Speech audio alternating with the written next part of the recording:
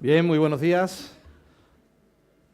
Vicepresidenta del Gobierno de España, Soraya Sáenz de Santamaría, Juan Manuel Moreno Bonilla, presidente del Partido Popular en Andalucía, Antonio Hernández Rodicio, director de la cadena SER.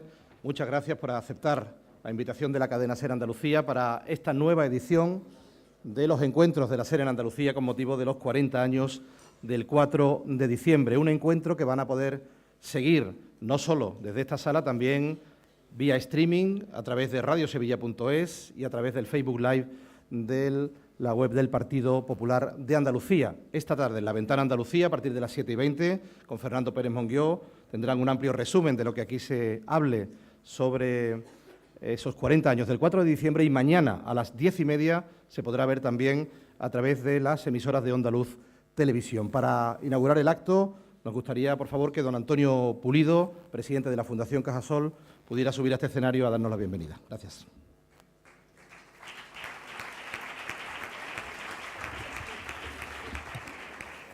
Buenos días, vicepresidenta, querido Juanma, presidente del PP de Andalucía, Antonio Hernández Rodicio, autoridades.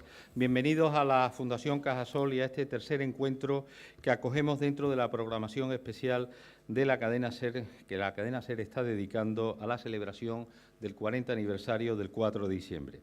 Estoy viendo nuevamente la sala llena, así que lo primero que tengo que decir es que estamos muy felices y agradecidos al comprobar la excelente respuesta del público que estamos encontrando en cada uno de los encuentros que estamos celebrando hasta ahora.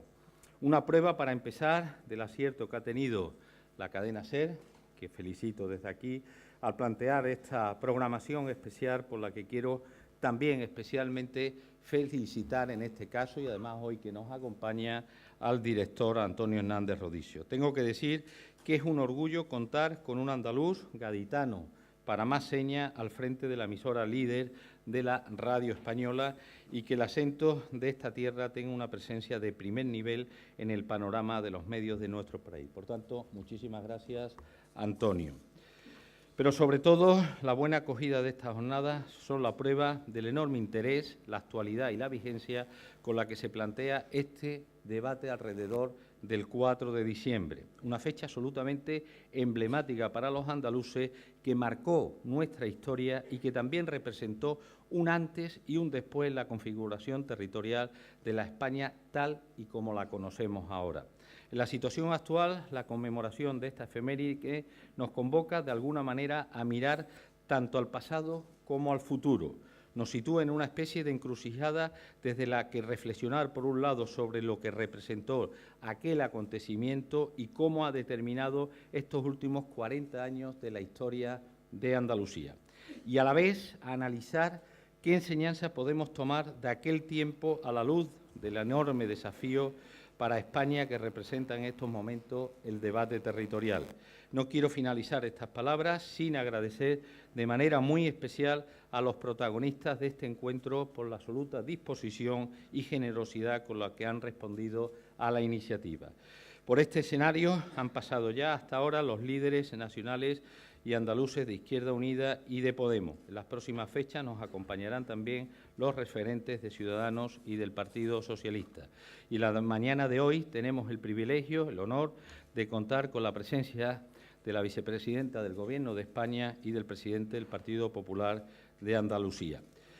Tengo también que señalar que la cadena SER no ha escogido mejor sitio que este de la Fundación Cajasol, no solo por ser la Fundación Cajasol, sino porque aquí, durante más de 2 años y medio, fue la primera sede del Parlamento de Andalucía. La sesión inaugural fue en el Alcázar, pero durante 2 años y medio estuvo aquí cedido por la entidad de entonces, la sede de la representación andaluza. Por tanto, estos encuentros, sus ideas y reflexiones nos están ayudando a componer un panorama plural y de conjunto sobre los retos de Andalucía y sobre los retos de España, sobre su pasado, sobre su presente y, lo que es más importante, sobre todo sobre su futuro. Muchísimas gracias a todos.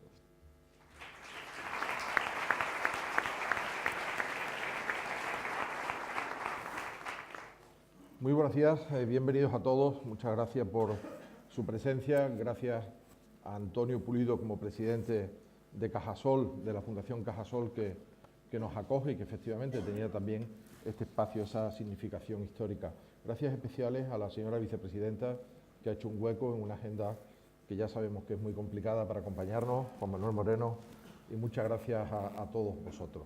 Vivimos 40 años, una fecha especial en Andalucía, de aquel primer proceso, de aquella efervescencia autonómica, y permitan a modo de introducción muy breve que recordemos algunas fechas y algunos hitos que nos han traído hasta aquí para poder enganchar con los desafíos y el trabajo que tenemos todos por delante, ¿no? Andalucía está aquí porque se aferra en su día al artículo 2 de la Constitución, que reconoce el derecho de las nacionalidades y regiones a ejercer su autonomía.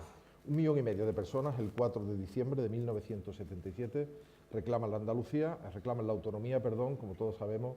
Finalmente fue Andalucía la única que accede a través de un referéndum, con un gobierno de UCD en aquel momento en contra y con un alambicado proceso que exigía mayorías interprovinciales. Sabemos que Almería se queda fuera, finalmente se reforma la ley del referéndum y es posible sacarla adelante. Una segunda fecha, el 28 de febrero de 1980, cuando 2,5 millones de andaluces, que es casi el 56% del censo, vota a favor del proceso autonómico andaluz. A favor un 56% y la abstención, que fue muy significativa, de un 36%. También, insisto, había una desmovilización importante, una llamada a la desmovilización por parte del Gobierno de la Nación. En cualquier caso, a mi juicio, sí desvela esta trayectoria que hay un deseo firme, popular y contemporáneo de ejercer la autonomía por parte de los andaluces. En cualquier caso, sí había quedado Andalucía fuera de la disposición transitoria segunda, que sin mencionarlo apelaba a las nacionalidades históricas, que hoy sí figura ya esa denominación en nuestro estatuto, pero estaba dirigido pues básicamente a Cataluña, País Vasco y Galicia, por aquello de que no se había aprobado el estatuto antes de la guerra. Pero hay algunos antecedentes que podemos repasar muy brevemente solo como ítems, ¿no? Hoy el estatuto reformado, que tiene hoy 10 años, la reforma del actual estatuto y del que usted, vicepresidenta, sabe mucho porque anduvo en la cocina de aquella negociación, ¿verdad? Sí recoge nacionalidad histórica y se cita a la Constitución Federal Andaluza redactada en Antequera en 1883. Hay un segundo hito, la Asamblea de Ronda del 1918, cuando se aprueban el escudo y la bandera Andalucía. Saltamos a 1919 con el Manifiesto Andalucista de Córdoba y en enero de 1933 se aprueban las bases de un estatuto andaluz. Hay que decir en cualquier caso que aquel regionalismo andaluz del primer tercio del 20 tenía muy poco apoyo popular, no eran unas grandes manifestaciones, eran partidos liberalistas de carácter andalucista, las casas de Andalucía, pero no fue un proceso de una eclosión popular como si vivimos ya en los años 80. Y vamos ya directamente, es verdad que la guerra civil en cualquier caso impide que Andalucía apruebe un estatuto de autonomía y saltamos ya, eso sí, porque nos conecta con el tiempo actual, al reformado estatuto del 2007, que es el que pone el reloj en hora, con un 87% a favor de los votos, pero con una abstención muy grande. Solo participó el 36% de los andaluces. En el preámbulo del estatuto, que es a mi juicio la clave de bóveda que nos conecta con el tiempo actual, permitidme que cite una frase que dice: hoy como ayer partimos de un principio básico, que fue el que planteó Andalucía hace 25 años y que mantiene plenamente su vigencia. Igualdad no significa uniformidad. En España existen singularidades y hechos diferenciales. Andalucía lo respeta y reconoce sin duda alguna, pero con la misma rotundidad no puede consentir que esas diferencias sirvan como excusas para alcanzar determinados privilegios. Bueno, pues con este somero repaso creo que el preámbulo del estatuto nos sitúa exactamente en el momento actual. Comenzamos dándole voz a la vicepresidenta. ¿Cómo valora usted el proceso histórico que ha seguido Andalucía para llegar aquí y qué espera usted del papel de Andalucía en el debate que ya está abierto, ¿no?, sobre la mesa? Muy buenos días a todos. En primer lugar, darle las gracias a la cadena SER y a la Fundación Cajasol por haber organizado este debate, por habernos invitado a participar y entrando directamente en la respuesta a su pregunta. Yo creo que Andalucía es quizá uno de los mejores ejemplos que tenemos en nuestro país de que es posible esa diversidad y esa garantía de la pluralidad dentro de la unidad del conjunto de España con un sentimiento de lealtad hacia España y hacia el proyecto común clave. Yo creo que eso es lo que caracteriza fundamentalmente a Andalucía. Su diversidad, su singularidad se combina perfectamente con esa lealtad al proyecto común, del que es además un empuje muy importante. Por tanto, yo me quedaría con esas dos palabras, ¿no? Respeto a la diversidad dentro de la lealtad a un proyecto común de unidad que es España. Bueno, reiterando el agradecimiento a la cadena SER y a todos ustedes por acompañarnos en esta mañana. Bueno, yo creo que Andalucía está plagada de efemérides importantes en esa etapa, ¿no? Y el 4 de diciembre, sin duda alguna, supone la consumación, ¿no?, por así decirlo, de una conciencia general sobre Andalucía, ¿no? Es verdad que antes del 36 había movimientos que reclamaban esa capacidad de autogobierno en Andalucía, pero más vinculado a las élites que al conjunto de los ciudadanos andaluces, ¿no? Y en esa época, hace 40 años, el 77, aquel 4 de diciembre, lo que hubo una explosión en donde los andaluces pues manifestaban su derecho y su necesidad, su reivindicación legítima a ser igual que los demás, ¿no? Es verdad que en esa época estaban muy vinculados centralismo con falta de democracia, ¿no? Y había democracia y autonomía, eran sinónimos casi, ¿no? Con lo cual ese movimiento, esa ola iba acompañada de esas nuevas corrientes de libertades, pero también con una descentralización, y donde el pueblo andaluz buscaba pues tener instrumentos que sean poderosos para poder competir en igualdad de condiciones con otras comunidades autónomas, lógicamente que tenían más poder económico, tradicionalmente, como era Cataluña, como era el País Vasco o incluso Galicia, ¿no? Por tanto, yo creo que a partir de ahí se crea una conciencia general en la sociedad andaluza, donde somos conscientes de pueblo, creamos conciencia de capacidad de utilizar nuestro propio instrumento en beneficio de la sociedad andaluza, y empieza una andadura compleja, como toda la historia ha demostrado, una andadura que nos ha traído hasta los días de hoy, yo creo que positivo. Yo creo que el autogobierno en Andalucía, en términos generales, ha sido positivo para Andalucía, aunque lógicamente hay muchas sombras, ¿no? Yo calificaría una primera etapa de autogobierno en Andalucía que dio resultados, muy ambiciosa y además con grandes objetivos para Andalucía, y yo creo que se cumplieron, pero después una segunda etapa, que aproximadamente de los últimos 20 años, donde esos objetivos ya se han difuminado, donde se ha perdido esa ambición y donde desgraciadamente no se han utilizado, desde mi punto de vista, esos instrumentos tan poderosos como es el autogobierno para hacer que Andalucía, en efecto, tal como reclamábamos y reivindicábamos hace 40 años, esté ahora mismo pues con las mismas posibilidades que tiene Cataluña, el País Vasco o otras tierras de España. Sí, ha pronunciado usted antes una palabra muy importante, lealtad, ¿no? Parecería, especialmente por contaminación del proceso catalán, que hoy no está, digamos, de moda es poder sentirse profundamente andaluz y profundamente español, ¿no? Yo creo que esa es la clave del autonomismo andaluz a lo largo de todo este tiempo, ¿no? De ser capaz de demostrar y con hechos que ambas condiciones son perfectamente posibles, y que para un andaluz ser andaluz es su forma de ser español, lo mismo que lo es para un gallego, lo puede ser para un vasco o para un catalán, y ser conscientes de que participamos de un proyecto conjunto.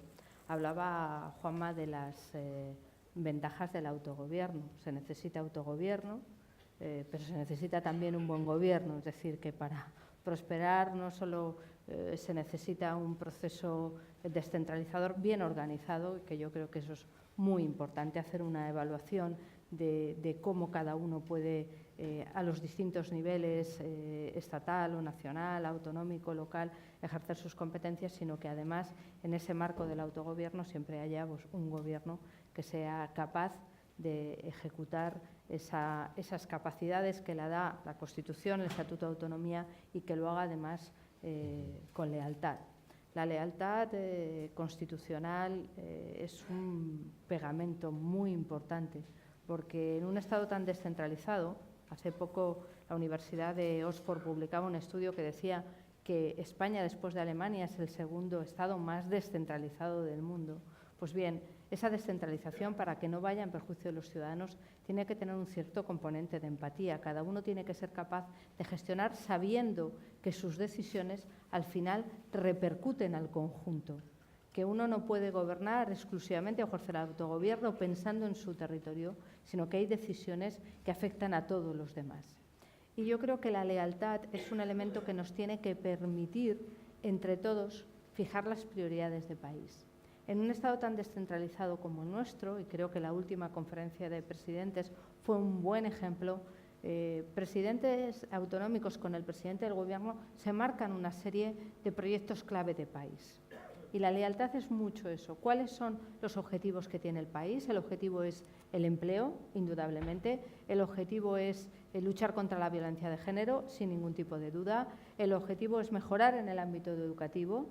El objetivo es mejorar la financiación de todas las administraciones y esos son nuestros objetivos de país. Trabajemos todos, los 19 presidentes autonómicos, más el presidente del Gobierno y, por supuesto, las corporaciones locales, en lograr juntos objetivos de país, porque con un sistema tan descentralizado como el nuestro, todos tenemos que tirar del mismo carro y fijar prioridades en común. Sí.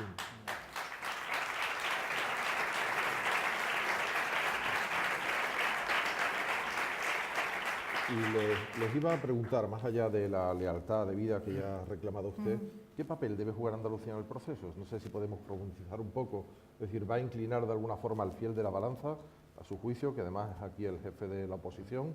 ¿Cuál debe ser ese papel? Bueno, Antonio, yo creo que Andalucía, por historia, por dimensión, por población, somos la comunidad autónoma más poblada de España y tiene que jugar un papel esencial, yo diría un papel fundamental dentro de España. Y además tiene que ser, y lo digo abiertamente, tiene que ser dique de contención a las derivas independentistas que a veces, y desgraciadamente recientemente, se ha producido en Cataluña.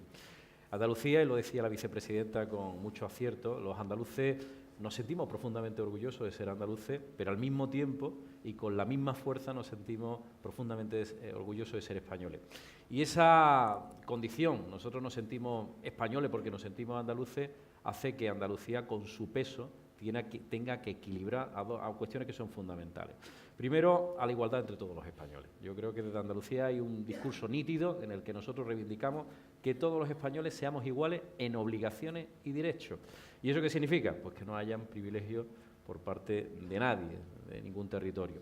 Y creo que ese debe ser un papel clave, yo diría fundamental, en ese equilibrio que tiene que mantener pues, una gran nación como es la nación española, muy descentralizada, donde la lealtad, como decía la vicepresidenta, juega un papel fundamental de pegamento y donde todos tenemos, después de 40 años de autonomismo, tener la madurez suficiente para entender qué supone este juego dentro de esta arquitectura institucional. O sea, no podemos estar tirándonos los tiestos a la cabeza simple y llanamente porque seamos de colores políticos diferentes, sino que aquí lo que tenemos que trabajar todos para mejorar nuestra tierra y mejorando nuestra tierra, que es Andalucía, mejorar el conjunto que es España. Sí, porque después de 40 años de autonomismo, con una autonomía plenamente asentada, pues bueno, los ciudadanos están básicamente esperando que se resuelvan sus problemas, ¿no? Y terminan alejándose de este tipo de debate. ¿Qué se puede hacer? Hay que hacer más pedagogía, hay que explicarle a los ciudadanos lo que nos jugamos. Me remito de nuevo a la reforma hace 10 años del Estatuto Andaluz con un 36% de participación. Posiblemente sea un dato que indique también de la madurez de las sociedades democráticas, que se van alejando de alguna forma de los procesos, ¿no? Pero ese es otro riesgo. Yo creo que,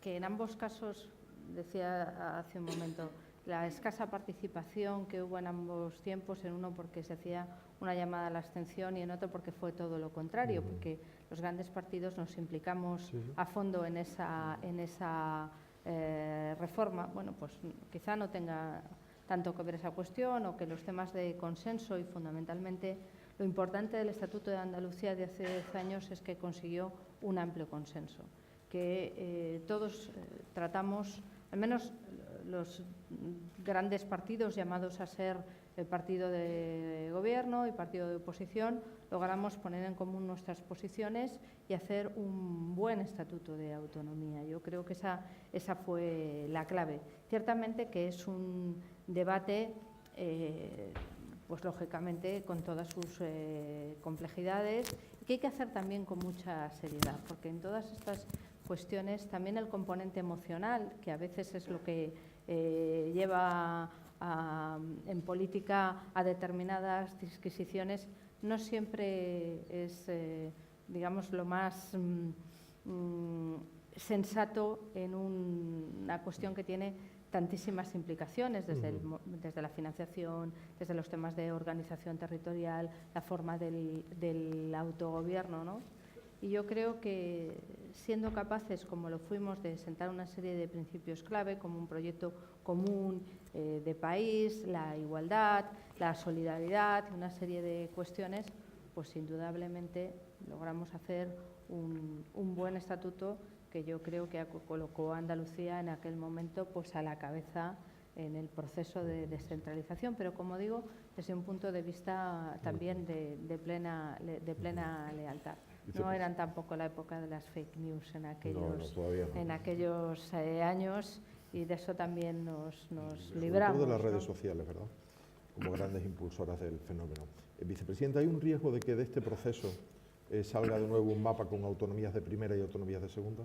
Yo creo que lo que decía Juanma era muy importante, ¿no? El acento lo tenemos que poner en el principio de igualdad entre todos los españoles. Tenemos abierta una comisión para la evaluación del modelo autonómico en el Congreso de los Diputados. Y nosotros hemos dejado bien claro una cuestión. Esa comisión no es para contentar a los independentistas, que además no se contentan. Todo lo que se vaya dando los independentistas siempre es una meta volante, para ellos su meta definitiva. Con lo que hay que pensar es cómo analizamos la evolución de nuestro modelo. Hay que ser muy coherentes con los datos. Yo lo decía hace un momento, somos el segundo Estado más descentralizado del mundo. España gestiona de los recursos públicos, de los ingresos.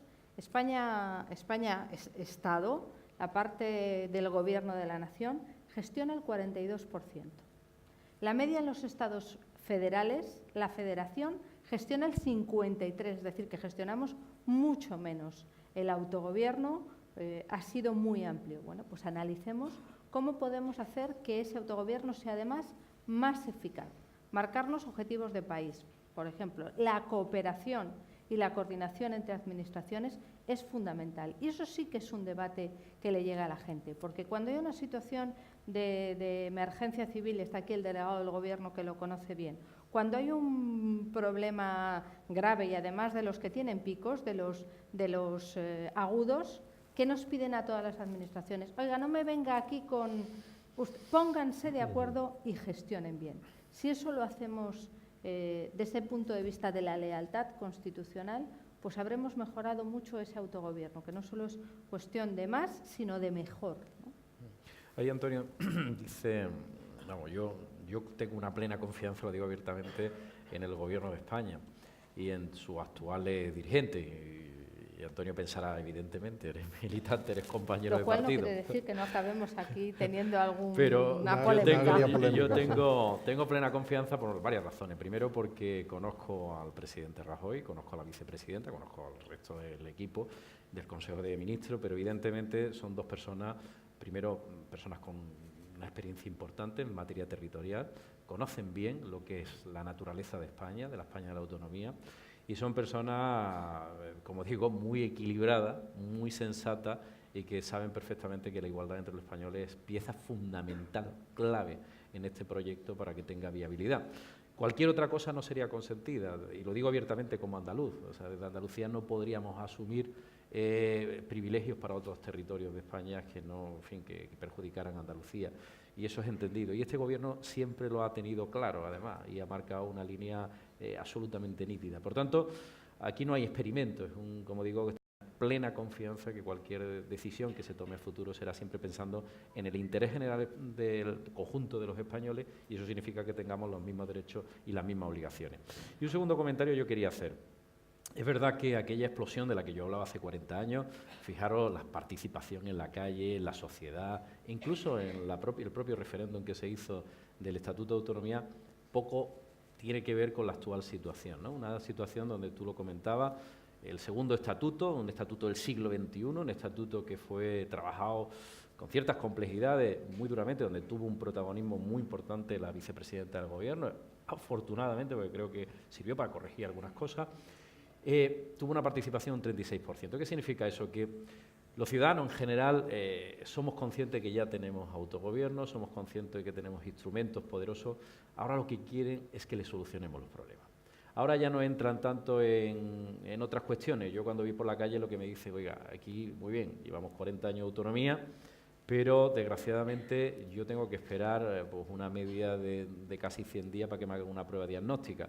O yo me encuentro con una situación de desempleo que es asfixiante, situación de desempleo muy similar en términos proporcionales a la que teníamos hace 40 años, ¿no? Entonces, o el problema de la educación, por hablar de una situación, este mismo año hemos acabado con 20.000 jóvenes que no han tenido acceso a la formación profesional en Andalucía, una competencia exclusiva de la Junta de Andalucía. Por eso yo creo que más importante que es que tengamos esos instrumentos que están bien perfilados, bien organizados, que están bien matizados y además donde hay recursos. Es que estamos hablando en Andalucía, estamos hablando que muchas veces lo olvidamos. Una comunidad tiene un presupuesto de 35.000 millones de euros. El mismo, perdona, Juanma, 35.000. el mismo que tenemos todos los ministerios, quitando organismos que gestionan, pues Renfe, Adif, lo que somos ministerios, tenemos el mismo presupuesto que la Junta de Andalucía. Ya. Fíjate si hay para hacer cosas ahí, ¿no?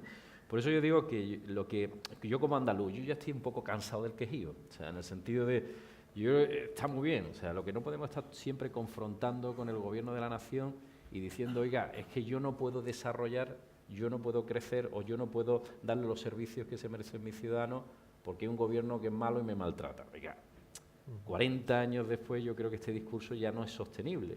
No es sostenible porque usted tiene un nivel de autogobierno similar al de Cataluña, País Vasco y Galicia. De hecho, ha habido 2 comunidades autónomas que han tenido las mayores transferencias, además directas, en ese proceso que fue precisamente Cataluña y Andalucía. Y, por tanto, ya, a mí me parece razonable que empecemos ya también, desde esa lealtad de la que hablábamos, dentro del autogobierno, a decir qué podemos hacer con esta estructura autonómica, con este poder que nosotros tenemos y con estos recursos que tenemos, qué podemos hacer nosotros mismos para mejorar nuestra tierra, ¿no? Además,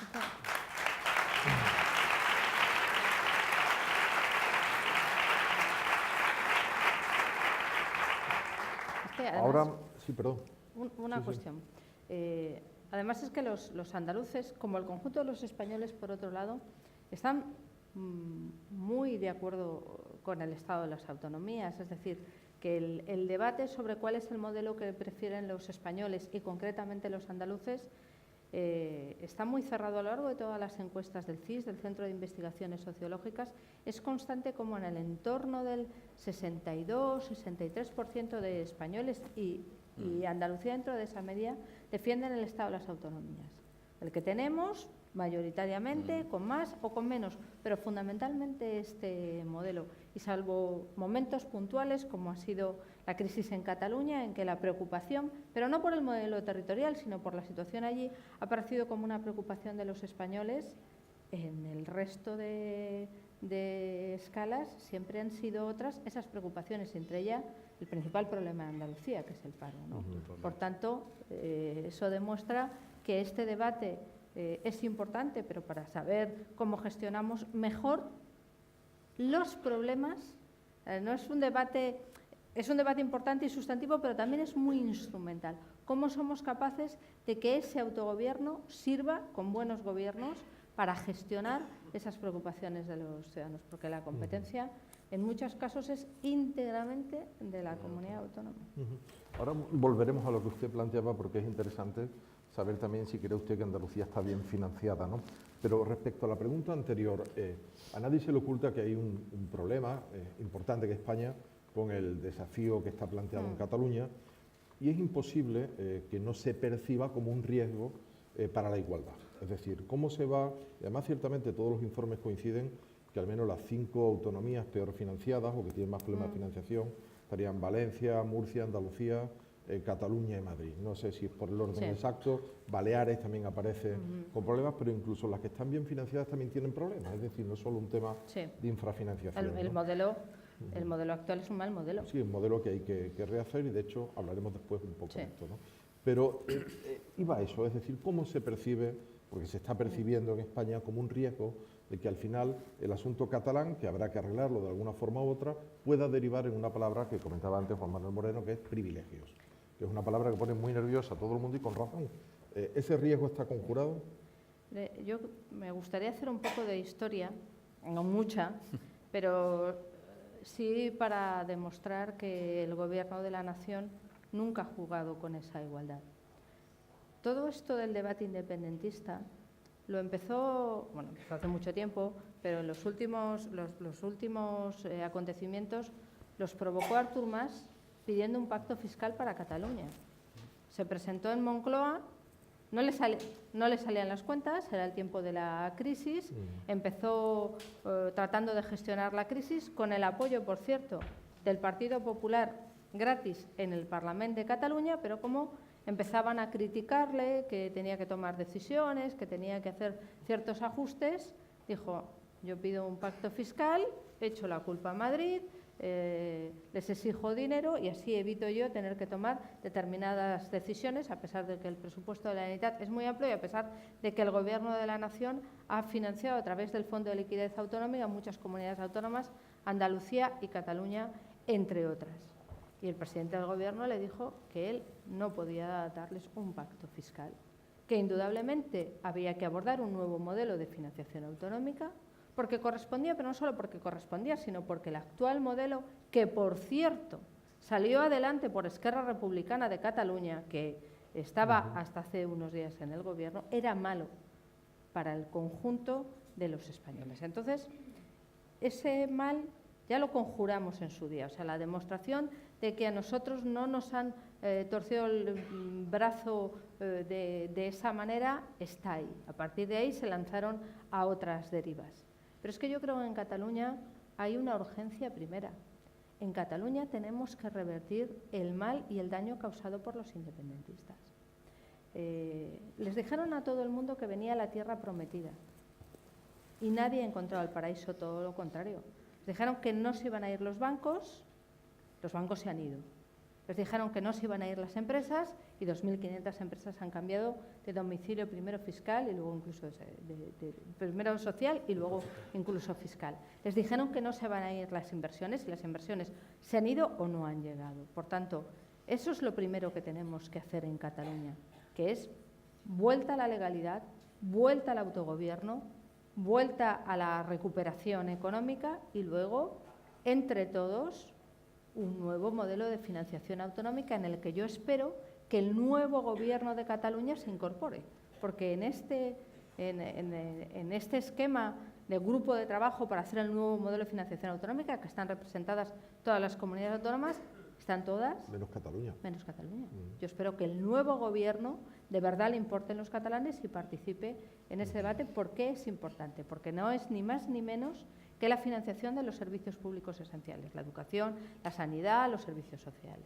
Cuando hablamos de privilegios no son solo privilegios económicos, aunque los privilegios fiscales son los que evidentemente terminan siendo más determinantes, pero otro tipo de privilegios políticos, por ejemplo la bilateralidad, que es uno de los aspectos más demandados y más deseados por el nacionalismo catalán, no diría solo por el independentismo, ¿no? Ese es otro riesgo que tampoco existe a su juicio. Vamos a ver, nosotros en la conferencia de presidentes le hemos dado un nuevo dinamismo a la multilateralidad, que era muy importante. Las conferencias de presidentes se acabaron convirtiendo en reuniones puntuales. Bueno, pues ahora hemos hecho un esquema de multilateralidad donde todas las comunidades autónomas se sientan a hablar de las principales prioridades de país, a hacer país, que eso es muy importante. Indudablemente, con todas las comunidades autónomas hay también sus relaciones, digamos, particulares, por no utilizar el término de bilateralidad.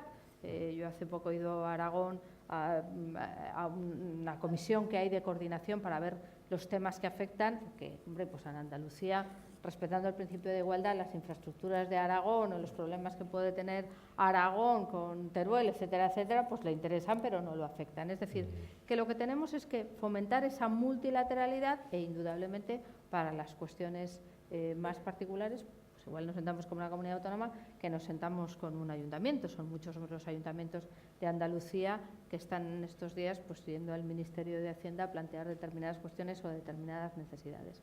Pero lo importante es esa lealtad del conjunto. España tiene un Gobierno de la Nación y 17 comunidades autónomas. No es digamos, que lo que buscan algunos es un trato confederal en plano de igualdad y no. La igualdad son los españoles y luego cada administración con sus competencias. Bueno, ahí has puesto el dedo sobre la llaga en algunos asuntos como también la financiación, ¿no? Bueno, yo quiero recordar, en primer lugar, una cosa que no se debe hacer nunca, ¿no? Una ley tan importante, una ley orgánica de la naturaleza del modelo de financiación autonómica, siempre tiene que contar, bajo mi punto de vista, con el consenso de las dos grandes fuerzas políticas, Partido Popular y Partido Socialista, porque son los dos partidos que gobiernan en el amplio espectro de las comunidades autónomas, en el régimen general del que estamos hablando y al que afecta esa ley. Por tanto, lo que se hizo mal de partida fue excluir al Partido Popular. Cuando desde partida el señor Rodríguez Zapatero, y lo digo abiertamente, se puede decir, excluyó de manera consciente al Partido Popular y trituró todos los puentes de negociación para pactar después con Esquerra Republicana de Cataluña, pues ya de origen teníamos un problema. Y en efecto, ese modelo de financiación yo no lo voté, bueno, ni tampoco la vicepresidenta. Yo era diputado por Málaga y yo voté que no.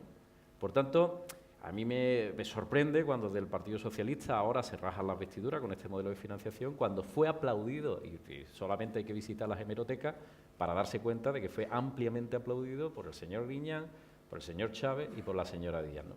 Por tanto, estamos, y lo digo abiertamente, ante un mal modelo de financiación y, por tanto, no estamos de acuerdo en Andalucía con este modelo de financiación. Y Andalucía sale mal parada, que por eso precipitó que nosotros votáramos en contra. Por tanto, cuando yo hago una lectura, o veo en algunos medios de comunicación que mis adversarios políticos dicen que la señora Díaz, la señora vicepresidenta viene a enmendarme la plana, oiga, si yo llevo diciendo 3 meses lo último del debate y 1 año y medio, y ahí está la hemeroteca y ahí está también las propias actas del Parlamento, yo estoy diciendo que este modelo de financiación es malo. Si yo lo que le he dicho a la señora Díaz y al Partido Socialista, oiga, inste a usted, a quien es el responsable de su grupo parlamentario en las Cortes Generales, en este caso el señor Sánchez, a que mañana mismo empiece a negociar con el Gobierno. Oiga, es que aquí no puede haber una negociación bilateral, sino que aquí hay una negociación multilateral donde tiene que haber un acuerdo previo, fundamental y esencial entre las dos grandes fuerzas políticas, que es Partido Popular y Partido Socialista. Y lo que tiene que hacer la señora Díaz es ponerse de acuerdo con su secretario general, con el presidente del grupo parlamentario en el Congreso, para que mañana mismo, empiece a negociar con el Gobierno un modelo de financiación que sea satisfactorio para el conjunto de las comunidades autónomas. Evidentemente, el Gobierno, con 137 escaños, pues no va a meterse en esa aventura si no hay un acuerdo. Indudablemente necesario. Primero, porque creemos que es así como debe hacerse. En segundo lugar, porque entre el Partido Popular y el Partido Socialista fundamentalmente gobernamos la mayor parte de las comunidades autónomas del país. En último lugar, porque nosotros tenemos 137 diputados. Tiene que ser, es imprescindible el consenso. Yo no soy de enmendar la plana a nadie. Así que a la señora Susana Díaz y a lo mejor tenía mucho más fundamento. Las cosas las decimos como son. Es cierto que es un modelo que se cerró en aquel momento a cuenta de muchos fondos. Yo me acuerdo, nuestro partido hasta acudió lo del el señor de los fondillos, porque a cada uno, al final, era un modelo que servía solo para esa situación coyuntural, pero cuando vino la crisis se demostró que estaba mal hecho porque no tenía estabilidad. Lo que tenemos que encontrar es un modelo que permita a las comunidades autónomas una cierta estabilidad a la hora del dinero que reciben los servicios públicos esenciales, ¿no? Esa es quizá la forma en la que tenemos. Según los distintos informes, según quien lo evalúa, hay una insuficiencia en el modelo que va entre los 10.000 y los 30.000 millones, ¿no? Según los informes aproximadamente. Va tarde, la reforma va tarde. Había un compromiso de a finales del 2017 tener el modelo. En principio tienen la ponencia desde julio. Ahora se ha convocado la comisión técnica a principios de noviembre. ¿Para cuándo va a estar el modelo realmente? Porque para comienzos del 18 es casi el presidente imposible, ¿no? del Gobierno y los presidentes autonómicos se marcaron conjuntamente ese plazo y es una tarea conjunta de todos los expertos. Hicieron su trabajo en fecha, además entregaron el informe en julio y ahora las comunidades autónomas tienen el plazo hasta el 23 de noviembre para incorporar sus propuestas, ya con un componente político, a ese informe de los expertos. Depende también mucho de la voluntad de cada cual y yo creo que lo importante es que tengamos ese nuevo modelo de financiación. Yo creo que se está trabajando con una cierta agilidad. No obstante, no es un debate fácil. Es un debate complejo en el que hay muchas cosas que analizar, pero no hemos perdido el tiempo en todo este plazo. Además, estamos haciéndolo a la vez financiación autonómica y financiación local, que yo creo que también es un elemento muy importante, que se hagan en paralelo, porque fíjese que empezaba usted hablando del año 1977, pues desde el año 1977 la financiación de las corporaciones locales no ha cambiado mucho en porcentaje, ¿no? Y sin embargo los servicios públicos que asumen en atención a sus ciudadanos cada vez son más importantes y cada vez tienen un mayor peso en la vida diaria, ¿no? Por tanto, oye, tenemos ese informe, ahora tienen las comunidades autónomas su plazo para alegar y tendremos mucho que trabajar, pero si hay voluntad, eso es lo importante, ¿no? Los ayuntamientos lo están haciendo muy bien, tienen un superávit de 9.000 millones que además está ayudando mucho al Estado a combatir el déficit, ¿no? Hablamos antes de corresponsabilidad, que lo decía el señor Moreno, corresponsabilidad básica, pero sin suficiencia financiera tampoco hay autonomía. Admitamos que esto es así y prácticamente todas las comunidades autónomas, incluida Andalucía, han estado derivando partidas importantes del capítulo de bienestar social, hacia el capítulo de bienestar social de otras partidas, ¿no? A ver, hay un planteamiento posible. Sí. El sistema fiscal español está bien planteado. Volvemos a hablar, por ejemplo, la ponencia planteó el IVA colegiado, que es un asunto que habrá que profundizar en él porque parece muy complejo que las comunidades puedan acordar un sistema, otro tramo del IVA en estas condiciones, ¿no? Pero, es decir, el modelo fiscal vuelve a plantearse cómo han de hacerse las cestas de impuestos cuando las comunidades autónomas tienen problemas de financiación. No habría que hacerlo igual al revés, es decir, evaluemos cuáles son las responsabilidades de las comunidades autónomas y a partir de ahí planteemos el modelo, no al contrario que parece un parcheo permanente. Indudablemente, y lo han hecho los expertos también en su informe, ¿no? Hay que determinar primero qué servicios públicos presta cada cual y luego hay que tomar la decisión política de en qué condiciones y en qué niveles se prestan esos servicios públicos, porque indudablemente cada comunidad autónoma, pero también cada administración tiene sus propias necesidades.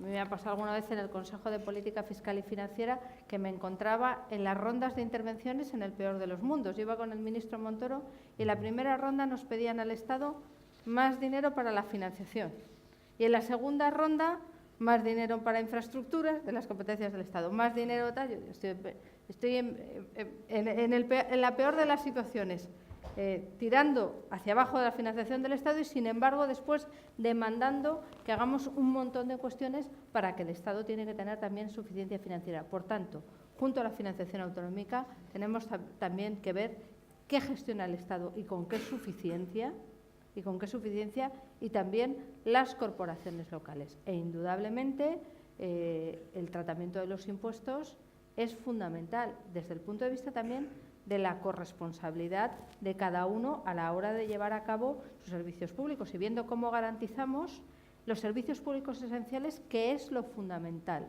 la educación, la sanidad, los servicios sociales. Luego hay otra serie de cuestiones que asumen las comunidades autónomas y que también tendremos que ser capaces de ver cómo gestionan y de qué manera se financian, pero siendo muy consciente de que la financiación no solo es una financiación autonómica, es una financiación de todas las administraciones y todas también tenemos muchas competencias que hacer. Como ya le digo, el peor de los mundos. Más dinero para financiación, más dinero para infraestructuras, más dinero para medio ambiente, más dinero tal, porque el Estado también tiene competencias. Pero es una queja de todas las comunidades, no solo de Andalucía, es decir, todas las comunidades tienen el mismo relato. Si usted estuviera sentado en Consejo de Ministros, de todos los ministros, que le dice al ministro Montoro, sí, hay que financiar, pero nosotros también somos una administración de gasto. Sí, de gasto, pero no tienen la responsabilidad directa de... Indudablemente. Antonio, vamos, yo por introducir, es evidente que estamos hablando de algo terriblemente complejo, porque imaginaros lo heterogéneo que son las comunidades autónomas, porque hay comunidades autónomas que están más despobladas, otras tienen más pobladas, otras son de costa, otras de interior, unas más grandes, otras más pequeñas. En definitiva, es muy complejo. Pero yo creo que tenemos que introducir, sin duda alguna, y lo ha definido bien la vicepresidenta, yo creo que vamos por el camino correcto, se están haciendo los deberes, hay una serie de calendarios, la comisión está funcionando, todo el mundo va a poder proponer y se va a ajustar. bajo esa base que tiene que haber después un acuerdo político, evidentemente, que sustente esa ley orgánica, que es un acuerdo que ¿quién lo va a hacer? Oiga, con todo los respetos, Ciudadanos está muy bien, pero no gobierna ninguna comunidad autónoma en España a día de hoy. Y, por tanto, hay otras fuerzas políticas como Podemos que no me parece lo más acertado. Yo creo que PP y Podemos pueden ocupar la centralidad de un modelo que sea estable, duradero y fiable en el tiempo. En segundo lugar, yo creo que hay que introducir un elemento. Está bien pedir más dinero. Y es lógico que las comunidades autónomas, todas las administraciones piden más dinero. Pero permíteme una pregunta. Pero, usted ya ha dicho que Andalucía está mal gestionada, pero ¿está bien financiada? Está financiada por debajo de lo que se necesitaría financiarla. Está En eso estoy de acuerdo, infrafinanciada. pero yo introduciría ahí un elemento, ¿de acuerdo? Más recursos, pero un elemento de eficiencia en la gestión. Oiga, yo no puedo exigir más dinero cuando dejo de gastar 2.365 millones de euros en políticas pasivas para el empleo y después tener, en fin, la frescura de decir, oiga, no me lo gasto porque he decidido no gastármelo, porque soy incompetente, y pedirle al Estado, oiga, dame 1.000 millones de euros después de no ejecutarlo en un periodo presupuestario. A mí me parece fuera de lugar, ¿no?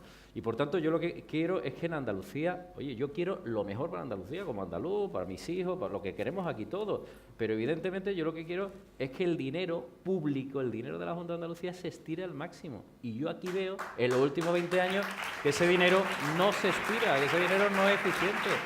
Yo quiero con esto concluyo, una ley. Yo necesito que las políticas públicas también se evalúen.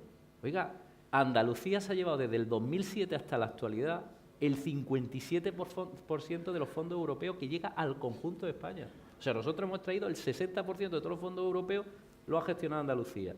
Y, sin embargo, en términos de convergencia, cuando nosotros decimos, oiga, no hemos mejorado con el resto de comunidades autónomas, que hemos tenido ahí unos recursos adicionales, no, pues algo falla. Y, evidentemente, falla la gestión.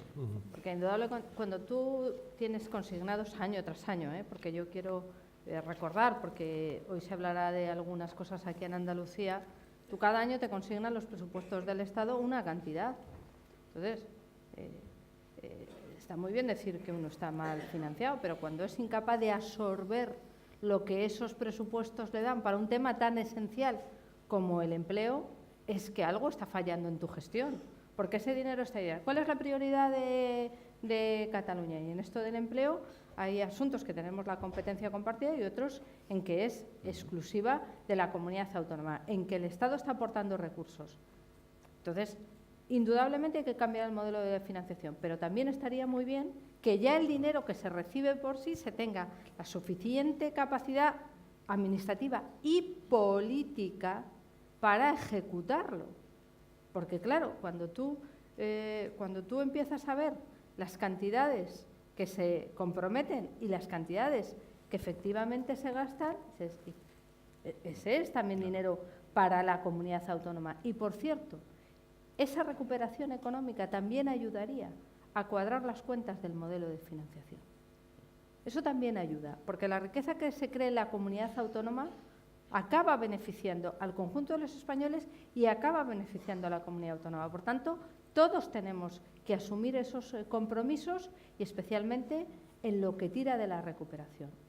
Y que aquí no se gasten año tras año los fondos destinados a la creación de empleo y la formación para el empleo, sencillamente es un problema de gestión política y de responsabilidad política muy grave. Y un último dato, ya si te pasamos. Sí, creo que... Y un último dato. A mí me llama mucho la atención, me llama poderosamente la atención de que el Gobierno andaluz habla de que tiene un déficit que ellos calculan en 5.500 millones de euros. Si nosotros vemos los recursos que ha manejado el Gobierno andaluz desde que se pone en marcha el modelo de financiación actual, el Gobierno andaluz ha gestionado 250.000 millones de euros. Esto es real, cifra real. 250.000 millones de euros en 8 ejercicios presupuestarios. Entonces, ¿qué nos quiere decir la señora Díaz o el socialismo? Que no ha sido capaz de hacer con 250.000 millones de euros lo que sí haría con 5.000, que es supuestamente donde está el gap, la diferencia. Pues yo creo que no es razonable. Yo creo que Andalucía, por supuesto, yo siempre voy a estar al lado del Gobierno andaluz a la hora de reivindicar y de reclamar mejor financiación, pero también voy a estar por encima del Gobierno andaluz, por delante del Gobierno andaluz, a la hora de exigir, lógicamente, rigor en las cuentas públicas y eficiencia en el gasto público. Estamos ya casi pasando ya las 12, nos quedan unos minutos, pero hay de un asunto del que me gustaría que le dediquemos un poco, que es la reforma de la Constitución, la subcomisión que ya trabaja en el Congreso. ¿Qué podemos esperar? Ahora ha surgido alguna duda sobre si el Partido Popular se incorpora a esa comisión. Dijo el otro día el señor Bermúdez de Castro que estaban más por la mejora y la actualización del sistema autonómico que por una reforma constitucional. ¿Qué es lo que podemos esperar? ¿Por dónde cree usted que van a ir los trabajos de la subcomisión y la posterior reforma de la Carta Magna, ¿no? Nosotros en nuestro partido en el Gobierno somos además partidarios de construir la casa por los cimientos y no por el tejado. Yo creo que esa comisión en la que estamos Partido Socialista, Partido Popular y Ciudadanos, ningún otro partido ha decidido sumarse a la misma, nos encontramos ante una tarea importante, difícil pero importante. Creo que tenemos en primer lugar que evaluar el funcionamiento de nuestro modelo. En eso coincidimos todos. Ver qué hemos logrado con el autogobierno, cuáles son nuestros niveles de autogobierno, dónde tenemos problemas y dónde podemos mejorarlo. Nosotros que somos partidarios de un consenso constitucional muy amplio, no solo porque constitucionalmente es obligado, sino porque además el gran éxito de la Constitución de 1978 fue el nivel de consenso que llegamos. Flaco favor haríamos al conjunto de los españoles si sustituimos una sustitución de mucho consenso por una reforma constitucional de escaso consenso. Y, en segundo lugar, ser capaces de fijarnos también nuestros objetivos a la hora de hacer esa reforma y que necesitamos. Habrá cosas que a lo mejor puedan hacerse también a nivel legal y no tengamos por qué demorarlas. Tenemos encima de la mesa la financiación autonómica. Es un tema importante porque es la otra cara del Estado de las autonomías. Por un lado tenemos las competencias y por otro lado tenemos la financiación. Es decir, que si solventamos el problema de la financiación autonómica, habremos abordado un tema muy importante de nuestra estructura de Estado. ¿Qué otros elementos a nosotros nos parecen fundamentales? Tendríamos que ser capaces de fortalecer los mecanismos de cooperación, de coordinación y de colaboración entre administraciones, estados, autonomías. Es quizá de las partes en las que estamos un poquito más huérfanos, aunque hemos ido pues reforzando las conferencias sectoriales, reforzando la conferencia de presidentes, pero es muy importante que tengamos foros en los que podamos fortalecer esa posición, reforzar el principio de lealtad constitucional y después ser conscientes de que nuestra Constitución, aunque lo preveía en genérico nuestro ingreso entonces en las comunidades europeas, realmente la realidad de la Unión Europea y los pasos hacia una unión cada vez más política, hacia una integración, no están allí recogidos. Quizá la idea de integración también nos ayuda desde un punto de vista estatal, pero también desde un punto de vista europeo, siendo muy conscientes de que el objetivo es ese. Es un juego de palabras, pero quizá acertaremos si pensamos si en la Constitución trabajamos más en la línea de Juncker que en la línea de Junqueras, de integración, de solventar problemas y no de contentar a los nacionalistas. Me viene bien los apellidos. Sí. Si le entiendo bien, ¿han de darse todas esas condiciones para que el compromiso que adquirió el presidente del Gobierno con el líder de la oposición permita la reforma de la Constitución? ¿Estas son todas las condiciones previas? Vamos a ver, nosotros no somos de poner condiciones previas. Nosotros sí le hemos dicho al Partido Socialista y al conjunto de la ciudadanía que nosotros no abrimos esa comisión para contentar a los nacionalistas. Eso es clarísimo. Aquí acertaremos si pensamos en 47 millones de españoles, no en una o en dos o en 17 más 2 comunidades y ciudades autónomas. Acertaremos si pensamos en el conjunto. Y yo creo que esa es de verdad nuestro verdadero planteamiento de cara al Partido Socialista. Indudablemente el consenso es necesario. Es que no solo porque el listón del consenso, es decir, ¿tiene que participar Podemos, Ciudadanos y los nacionalistas? Mire, nuestra Constitución en el año 78 logró articular una mayoría muy amplia. Yo también llamo la atención en una cosa muy importante, que es que si nos vamos a una reforma agravada, siempre es necesario un referéndum. Si nos vamos a una reforma de las no agravadas, basta con que lo pidan 35 diputados. Podemos ha dicho que ese referéndum lo va a pedir. Por tanto, si queremos que ese referéndum salga bien en el conjunto de España, el consenso tiene que ser muy amplio. Pero, como digo, construyamos las cosas desde abajo. No saquemos ahora las conclusiones de una comisión que no se ha reunido. Vayamos trabajando, vayamos analizando cuestiones, vayamos tejiendo unas propuestas que no solo logren concitar el consenso de los partidos, sino que seamos seguros, como fue la Constitución de 1978, que tendremos un apoyo de los ciudadanos importante. Dentro de que estos debates, pues muchas veces son debates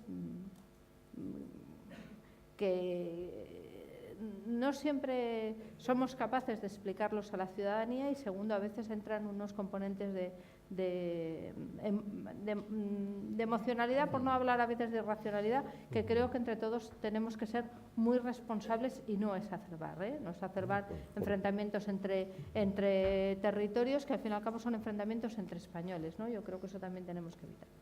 Por primera vez está usted explicando a qué se comprometió el presidente del Gobierno con el líder de la oposición. Yo no sé si soy, ¿no? Esto es de la hermenéutica, pero yo creo que es bastante sensato el compromiso. Imagino que el Partido Socialista también estará interesado en defender esta cuestión, porque los que gobernamos... Claro, esta es la diferencia entre gobernar y no gobernar. Cuando no gobiernas te puedes sumar a muchas cosas. Y hay partidos políticos que se suman a la ahora sí, ahora depende, ahora no, y según cómo vaya evolucionando la opinión pública se suben o se bajan. El que es gobierno en un determinado momento, porque le han dado confianza a los ciudadanos, tiene que pensar en el momento final. Porque luego ay, no funciona. Uno tiene que ir construyendo paso a paso para que al final de ese proceso lo que salga sea algo que puedan asumir una inmensa mayoría de españoles. Porque está descartada una reforma solo con PP y PSOE. Pues mire, yo creo que eso es lo mínimo.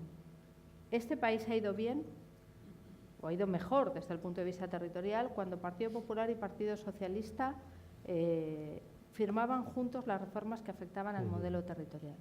¿Por qué el Estatuto de Andalucía está como está? Porque se trabajó en ese consenso. Y lo mismo digo del modelo de financiación autonómica. Tendremos que hacerlo de común acuerdo. Eso es lo mínimo y es una amplia mayoría, pero yo creo que tenemos que hacer el esfuerzo de sumar a muchos más partidos para que al final sean muchos los españoles que lo apoyen en todas las comunidades autónomas. Muchas gracias. Vamos terminando. Queda un mes prácticamente para las elecciones catalanas. ¿Qué espera usted de las elecciones catalanas? Usted se ha ofrecido además a participar en la campaña. Sí, voy a... Nació en Barcelona. Yo voy a participar... ¿Habla catalán en la intimidad o no? No se sepa. Parla catalán una miqueta, pero no... Una miqueta. No, yo tengo familia en Cataluña, por razones obvias. Yo creo que muchos andaluces tenemos un familiar en Cataluña. Es muy difícil, porque hay 1 millón de andaluces que emigraron los años 60 y 70 buscando oportunidades y con su esfuerzo, su trabajo y su sacrificio haciendo también y mejorando a Cataluña. O sea que Cataluña ha crecido económicamente, se ha desarrollado a niveles sociales muy importantes, gracias también a la contribución de muchos andaluces, ¿no? Y por tanto, el dirigente del partido, contestando a tu pregunta, Antonio, Xavier García Albiol, al que estoy convencido que está haciendo un gran trabajo, lo lleva haciendo mucho tiempo en condiciones muy difíciles, y nos pidió, lógicamente, que tuviéramos presencia allí y estaré en torno a 3-4 días en Cataluña. ¿Yo qué espero? Pues yo, lógicamente, espero lo que espera la mayoría de los ciudadanos españoles, que después del 21 vuelva la normalidad institucional a Cataluña, que de una vez por todas vuelva la Generalitat de Cataluña, el Gobierno de Cataluña, a la senda de la constitucionalidad, del respeto al derecho, del respeto al Estatuto de Cataluña.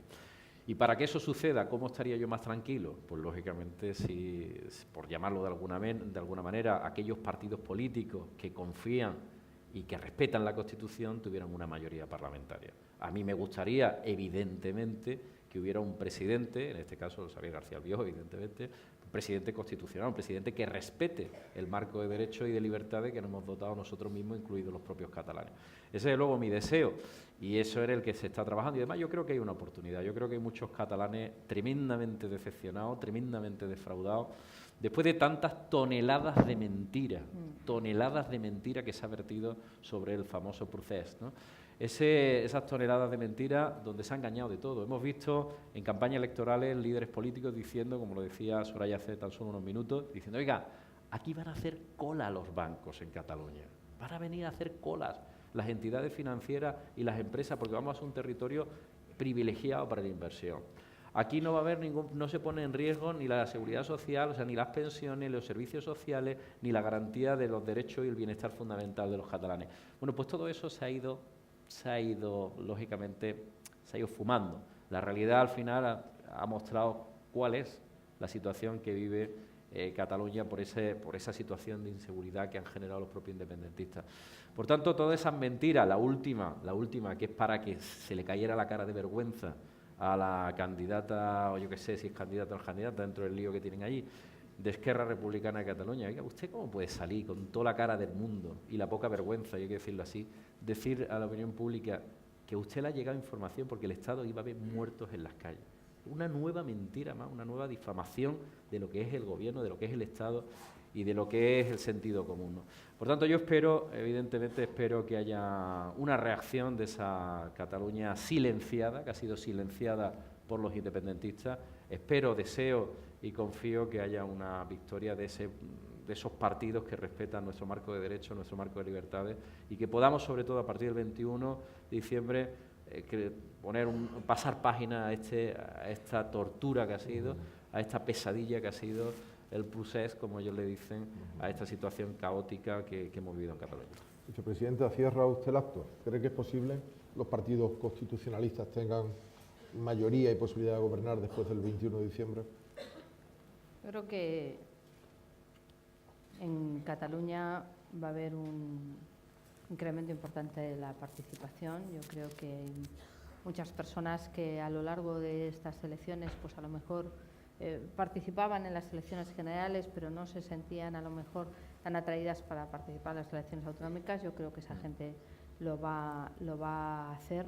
Yo creo que hay que ponerle punto y final a esta deriva independentista, porque se ha demostrado que la falta de seguridad jurídica, la inestabilidad política ha hecho muchísimo daño a Cataluña, y Cataluña necesita un gobierno que recupere para Cataluña el dinamismo y el empuje que le han hecho perder sencillamente los independentistas. Creo que el peor gobierno que ha hecho más daño al autogobierno de Cataluña, al autonomismo de Cataluña y al dinamismo de Cataluña ha sido Esquerra Republicana de Cataluña con PDeCAT y el apoyo imprescindible de la CUP. Creo que si ha habido un partido más anticatalán han sido ellos, porque son los partidos que más daño han hecho a Cataluña, y a las pruebas me remito. Y se necesita un gobierno que vuelva a la legalidad, un gobierno que defienda a los catalanes dentro del marco constitucional, que defienda su financiación, que se siente con el resto a hablar de financiación, que lleve a cabo pues, las políticas tan importantes que gestiona la Generalitat de Cataluña, y que le devuelva esa recuperación que están poniendo en riesgo. Lo que han hecho los independentistas es profundamente anticatalán, porque primero han pensado en ellos, después han pensado en ellos y en tercer lugar han pensado en ellos. Y necesitamos un gobierno en Cataluña que piense en Cataluña. Muy bien. Muy bien.